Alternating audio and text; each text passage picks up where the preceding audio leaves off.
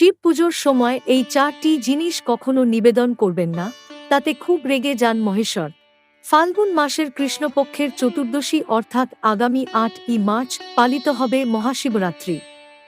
এদিন শিবকে জলাভিষেক করলে পুণ্যলাভ করেন ভক্তরা। তাই শিব পুজো অত্যন্ত ভক্তিভরে পালন করা উচিত। শিবরাত্রি দিন মহেশ্বরকে তুষ্ট করতে অধিকাংশ পুরুষ ও মহিলা উপবাস রাখেন। তবে এখানে মনে রাখবেন, শিব পুজোর সময় বেশ কিছু জিনিস রয়েছে, সেগুলি একেবারেই নিবেদন করা উচিত। এই নিষিদ্ধ জিনিসগুলি নিবেদন করলে অত্যন্ত রুষ্ট হন মহাদেব।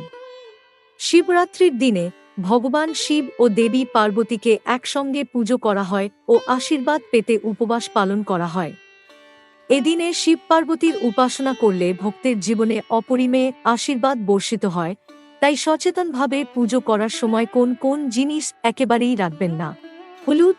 ভগবান শিব হল পুরুষত্বের সর্বশ্রেষ্ঠ প্রতীক।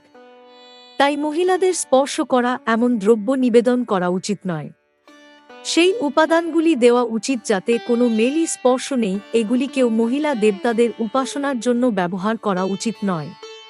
যেমন দেবী গৌরীর পুজোয় হলুদ ব্যবহার করা হয়, তাই বিবাহিত মহিলারা মুখে, পায়ে এবং হাতে হলুদ প্রয়োগ করেন। তাই পূজা করার সময় শিবকে কখনো হলুদ দেওয়া হয় না। সিঁদুর। সিঁদুর হল হিন্দু ধর্মের অত্যন্ত গুরুত্বপূর্ণ একটি জিনিস। বিশেষ করে বিবাহিত মহিলাদের কাছে এর মাহাত্ম্য অনেক।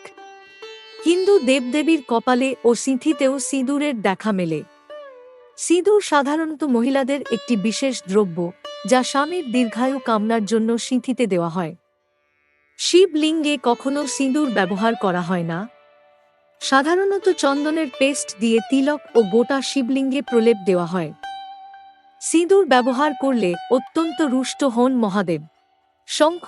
শঙ্খ থেকে জল নিবেদন করে ভগবান শিব শঙ্খচূড় নামক একটি শঙ্খ আকৃতির রাক্ষসকে বধ করেছিলেন। তাই পবিত্র জল সাধারণত শঙ্খের মাধ্যমে অন্য দেবতাদের নিবেদন করা হলেও তা আসলে শিবকে দেওয়া হয় না। শঙ্খ রাক্ষসও ভগবান বিষ্ণুর ভক্ত ছিলেন, তাই ভগবান শিবের পুজো সময় একটি শঙ্খ ব্যবহার করা হয়। তুলসী। তুলসী হল ভগবান বিষ্ণুর সহধর্মিণী, যিনি তুলসী রূপে আরাধনা করা হয়। যতদিন তুলসী শুদ্ধ থাকবেন, কেউ জলন্ধরের প্রতি তার প্রতিশোধ নিতে পারবে না। তবে শর্ত ভাঙতে ভগবান বিষ্ণু তুলসীর পবিত্রতা ভঙ্গ করেন, যার কারণে ক্রুদ্ধ তুলসী ভগবান শিবকে চিরকালের জন্য পরিত্যাগ করেন। তাই শিব পূজায় তুলসী ব্যবহার করা হয় না। ভাঙা চাল। ভাঙা চাল যে কোনো পুজোর জন্য অশুভ। এটি প্রকৃতিতে অশুদ্ধ, তাই শিবলিঙ্গে অক্ষত বা পুরো ধানের দানা অর্পণ করুন, কারণ এতে ভগবান খুশি হবেন। অক্ষত পূজা ও হোমের জন্য একটি মহান গুরুত্ব রাখে ও শিব পুজোর জন্যও ব্যবহার করা একটি শুভ উপাদান। কাঁচা চালও কোনো পুজোয় ব্যবহার করা উচিত নয়, কারণ এই উপকরণ কঠোরভাবে তর্পণে ব্যবহৃত হয়।